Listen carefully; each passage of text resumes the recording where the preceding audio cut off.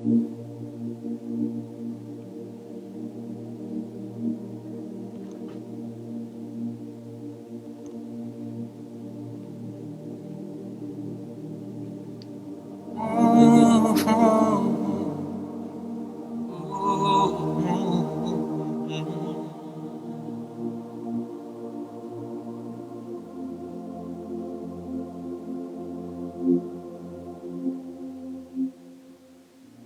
know I'm waiting for something to happen to me. This waiting comes with trials and challenges. Nothing in life is free. I wish that somehow you tell me out aloud that on that day I'll be okay. But we'll never know, 'cause that's not the way it works.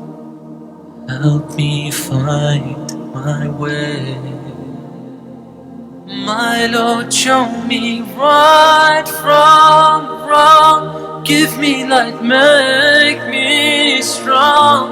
I know the road is long. Make me strong. Sometimes it just gets too much. I feel that I've lost touch. I know the road is long. Make me strong.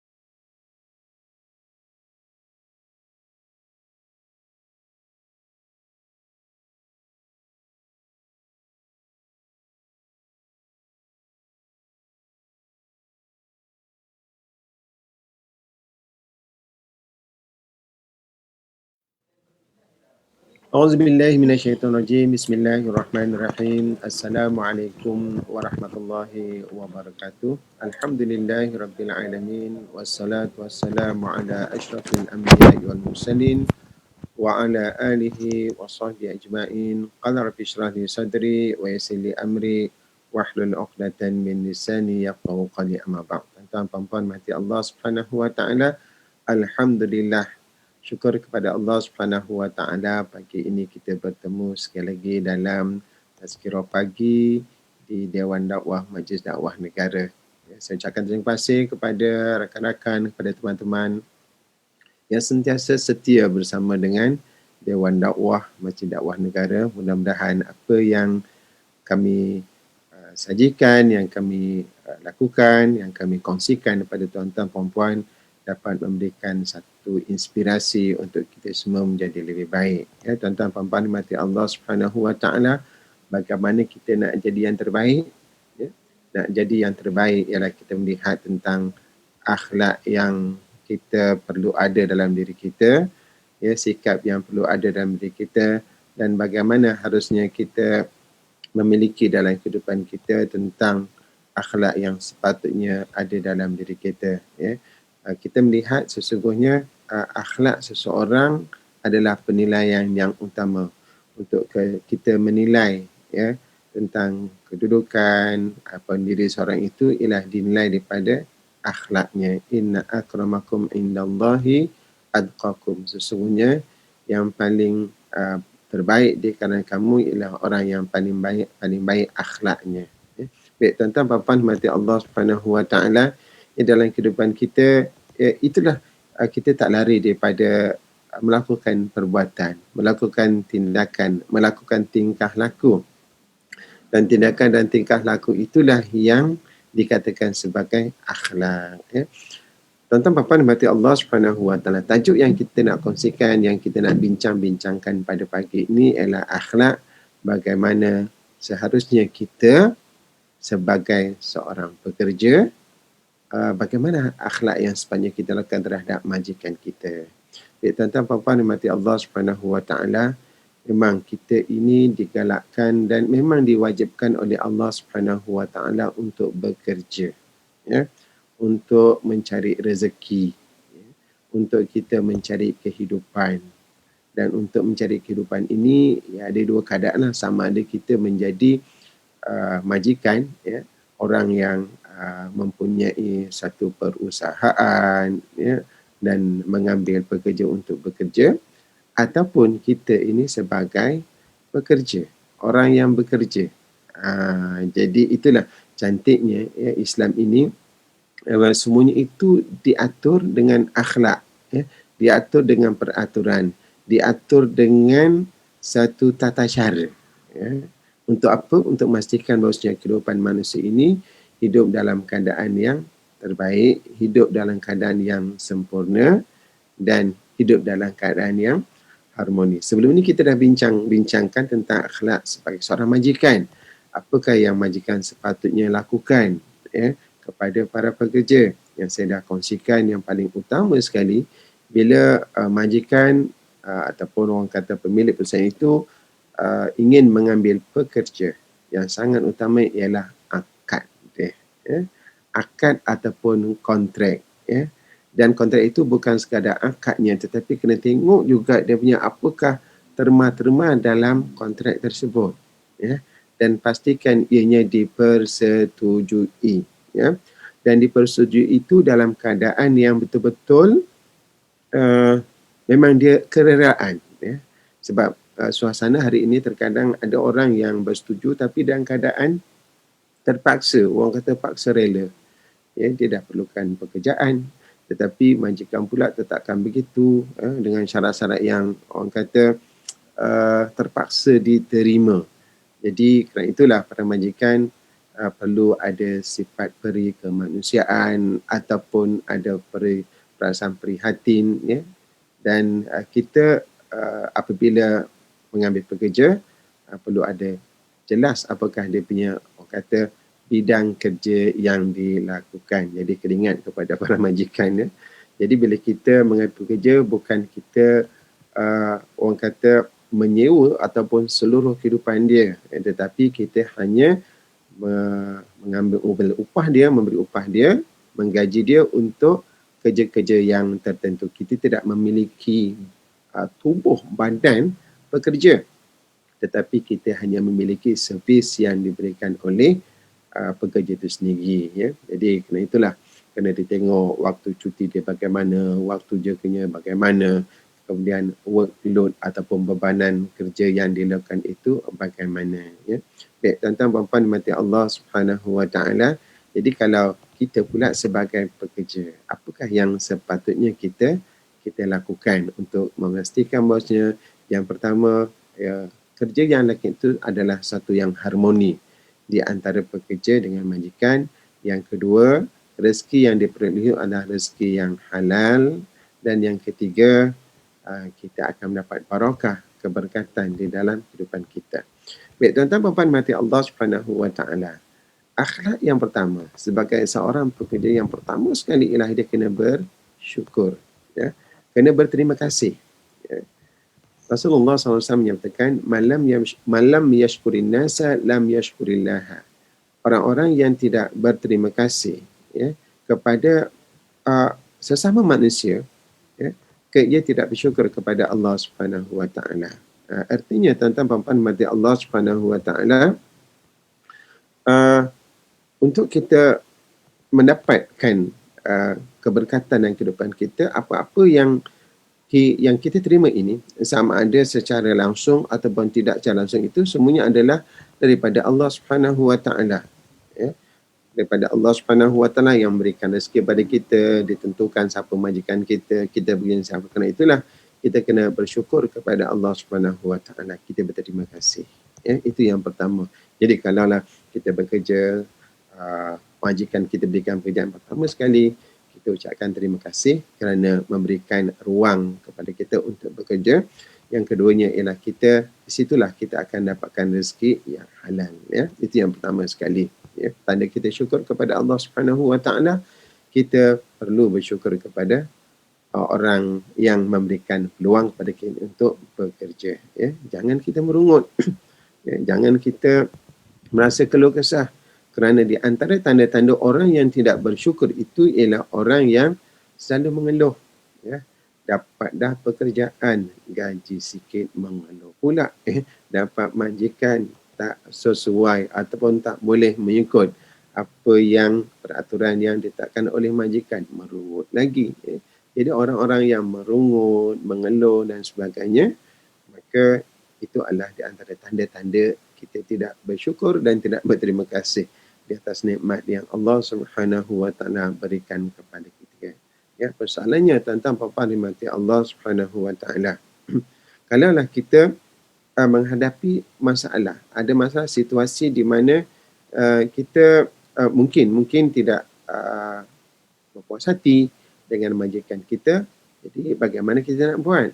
Jadi tuan-tuan perempuan sekiranya kita rasa tak puas hati dengan majikan kita dan sebagainya, di situlah ruang untuk kita berbincang, ya, untuk kita berbincang, memberikan pandangan dengan cara yang terbaik. Jadi akhlak juga sebagai seorang pekerja. Kita semua Islam, bila ada masalah, tuan-tuan perempuan kita harus berbincang. Kita syura menyatakan apakah yang boleh, apa yang tak boleh untuk kita menyesuaikan kehidupan kita. Kan dalam Islam konsepnya bila kita berurus niaga, kita ada kerelaan dan dia nak mendapatkan kerelaan, hati kita tenang itu bukan satu proses.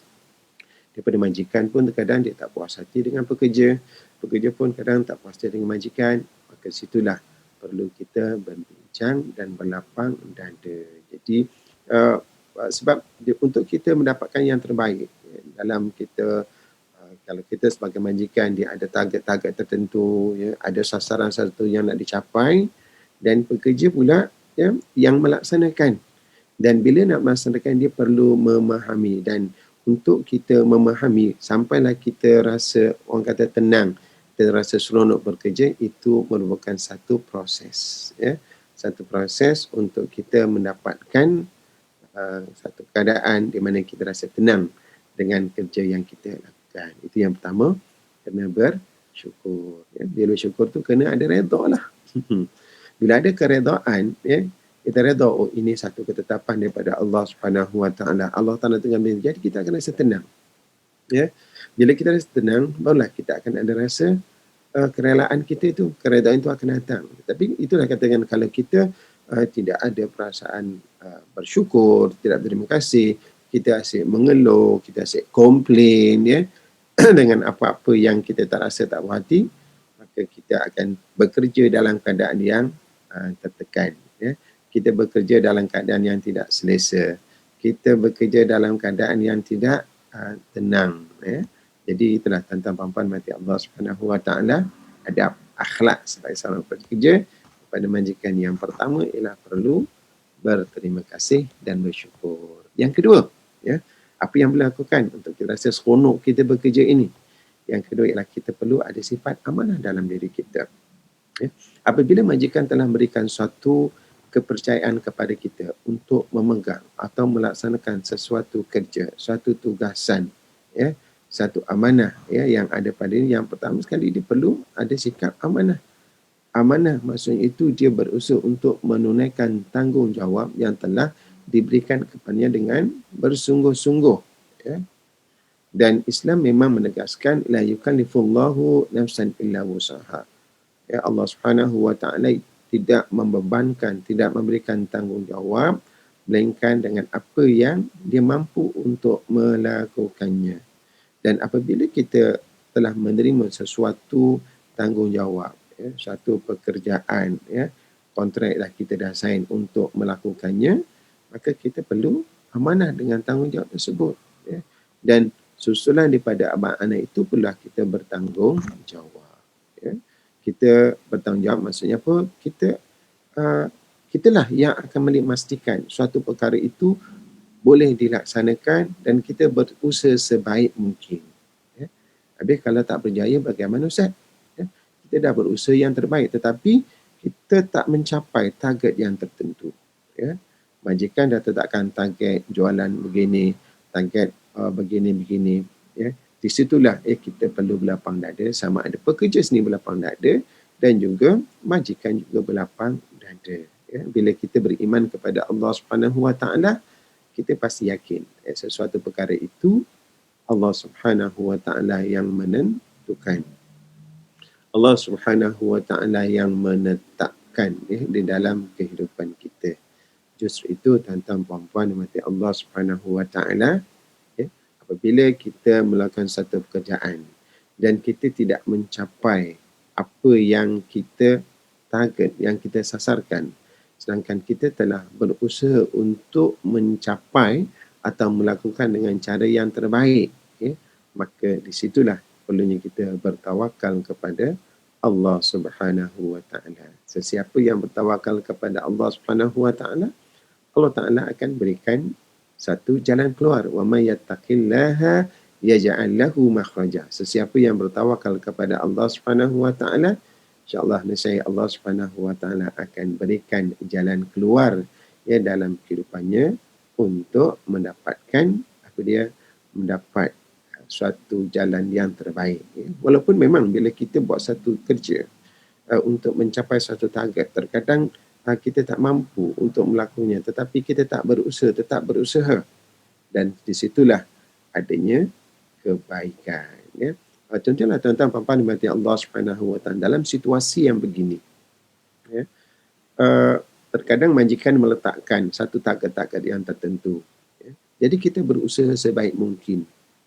Bila tak mampu, bila tak capai, maka situlah kita perlu berlapang dada. Bila berlapang dada ni dua perkara, majikan dengan pekerja. Dan kalaulah kita dah lewat pekerja itu sudah melakukan perkara yang terbaik, maka majikan harus menerima.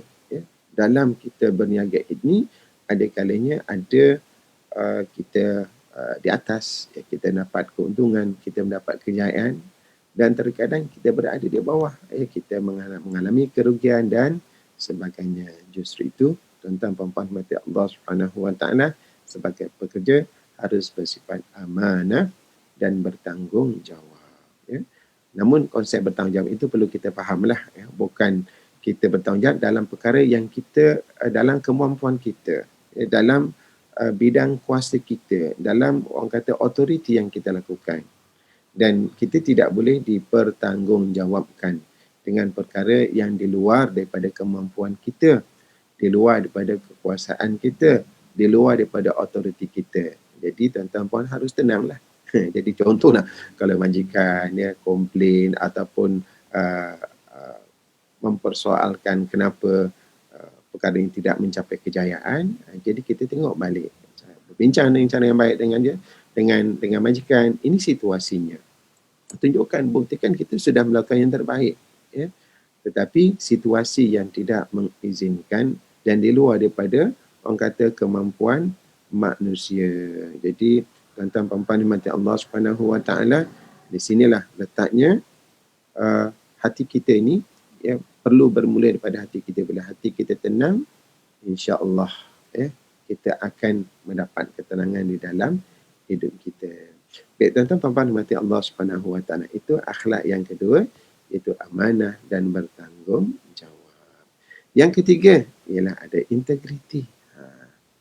Integriti ini memanglah kita perlu amanah, bertanggungjawab. Maksudnya jangan sekali-kali kita melakukan penyelewengan ataupun kita melakukan salah urus dalam pengurusan kita.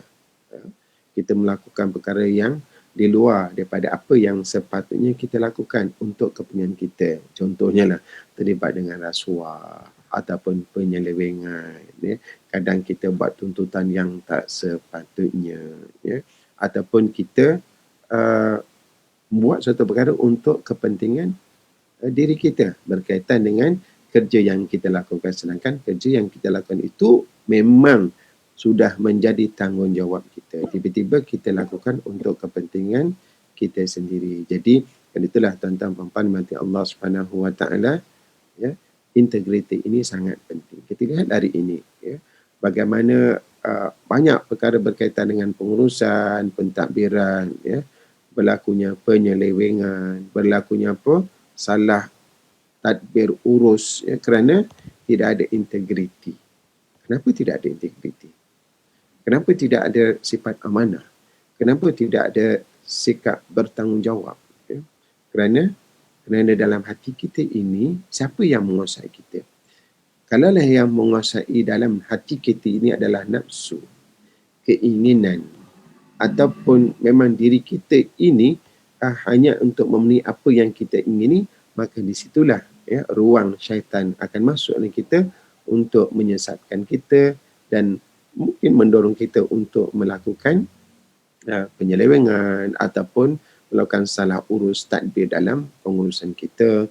Kadang orang kata menubuat tuntutan yang tak sepatutnya, cuai dalam bukan kerja ataupun culas, tidak menepati waktu yang telah ditetapkan. Contoh waktu kerja daripada pukul 8 sampai pukul 5 ataupun pukul 9 sampai ke 6. Memang kerja, tetapi waktu yang ada itu digunakan untuk perkara-perkara yang lain. Itu tidak berintegriti lah. Sebab dia akan memberi kesan kepada prestasi ataupun pencapaian sesuatu syarikat ataupun organisasi ataupun pentadbiran. Itu perlunya berintegriti dalam kita sebagai seorang pekerja, harus menunaikan tanggungjawab dalam kehidupan kita. Baik, tuan-tuan puan-puan mati Allah Subhanahu Wa Taala. Kenapa akhlak ini sangat penting sebagai seorang pekerja? Yang pertama sekali ialah tuan-tuan puan-puan mati Allah Subhanahu Wa Taala, kita bila bekerja kita nak dapatkan rezeki yang halal. Bila rezeki yang halal itu bukan saja dilihat daripada pekerjaan yang dilakukan. Mungkin pekerjaan itu adalah pekerjaan yang baik, pekerjaan yang orang kata halal, tetapi cara kita menguruskan pekerjaan itu menyebabkan kita tidak dapat melakukan perkara tersebut.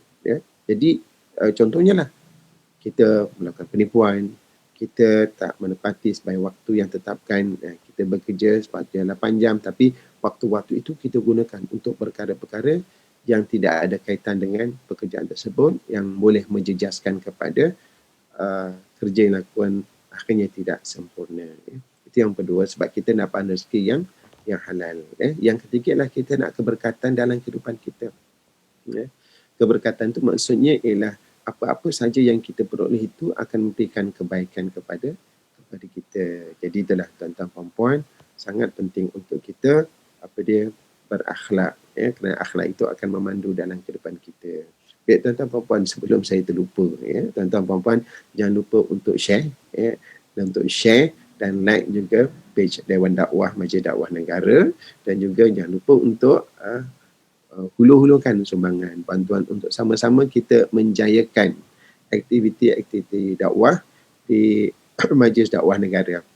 Kita banyak juga aktiviti yang kita lakukan untuk memastikan bahawasanya Islam ini sampai kepada golongan sasar. Antara program yang terdekat ini ialah pada hujung minggu ini kita ada program bersama dengan orang asli. Ialah masyarakat orang asal ini, mereka itu agak jauh memang daripada Islam dengan kehidupan yang begitu, dan kita juga bimbang dengan gerakan-gerakan pihak lain yang berusaha mereka itu untuk menjauhkan daripada agama Islam. Kadang kita dengar orang asal ini dia masuk Islam berulang-ulang kali kerana kekuatan keimanan mereka tidak ada, dan apabila mereka diberikan dengan kesenangan, kemewahan, kewangan, maka mereka mudah berubah. Jadi di antara aktiviti lah kita akan berikan sasaran kepada orang asal, dan juga bagaimana kita nak menyatukan masyarakat agar mereka kembali kepada Islam dan berpegang kepada dengan ajaran Islam yang itulah satu-satunya diridai oleh Allah Subhanahu Wa Taala. Baik, tuan-tuan puan-puan mati Allah Subhanahu Wa Taala, kita patah balik tadi tentang keberkatan dalam kita mencari rezeki. Jadi keberkatan itu sangat penting kerana ia ialah suatu yang menjadi tanda aras dalam kehidupan kita. Kita bekerja untuk apa? Kita bekerja adalah untuk memenuhi keperluan hidup kita. Untuk apa? Untuk kita menjadi hamba yang taat kepada Allah Subhanahu Wa Taala. Contoh yang paling mudah, tuan-tuan puan-puan, kita bekerja, kita dapat duit, kita beli peralatan, kita beli makanan untuk diri kita dan juga ahli keluarga kita. Itulah satu kewajipan agama di mana Allah Subhanahu Wa Taala mewajibkan kepada lelaki yang bekerja untuk memberi nafkah kepada anak isterinya. Jadi kalau nafkah ni diabaikan, maka dia melakukan suatu kesalahan. Ya. Wanita, bagaimana pula kalau wanita yang bekerja? Wanita yang bekerja adalah kerana apa? Kerana yang pertama kena betulkan niat ialah untuk membantu suami. Ya. Dan syarat untuk wanita bekerja yang sudah berkeluarga lah, ya, maka perlu mendapat keizinan daripada suami, di samping perlu menjaga batas-batas syariat. Ya, sama juga lelaki pun sama, perempuan sama, bila bekerja kena jaga tentang hukum hakam syariat agar tidak melakukan perkara yang dilarang oleh Allah Subhanahu wa taala. Jadi kitalah tuan-tuan puan-puan dan mati Allah Subhanahu wa taala, sedikit tazkirah pagi pada pagi ini tentang adab ya pekerja terhadap majikan. Yang pertama, perlu berterima kasih dan bersyukur di atas peluang yang diberikan untuk bekerja. Yang kedua, perlu sentiasa amanah dan bertanggungjawab. Yang ketiga, perlu ada integriti. Jangan kita melakukan penyelewengan, jangan menggunakan kita salah tadbir urus kita. Dan yang keempat, sangat penting, ya, kita selalu berusaha untuk mendapat keberkatan dalam kehidupan kita dengan melakukan kerja yang halal. Jadi insyaAllah sekian untuk tazkirah pada pagi ini. Semoga bertemu lagi di masa yang akan datang. Salam hormat kepada saya Ustaz Muhyiddin daripada Dewan Dakwah Masjid Dakwah Negara. Jangan lupa untuk like dan share, dan juga boleh hulurkan sumbangan untuk tabung dakwah Masjid Dakwah Negara. Aqulu qali hadza wa astaghfirullahal azim li wa lakum wa billahi taufiq wal hidayah. Assalamualaikum warahmatullahi wabarakatuh. My Lord, show me right from wrong. Give me light, make me strong. I know the road is long. Make me strong. Sometimes it just gets too much. I feel that I've lost touch.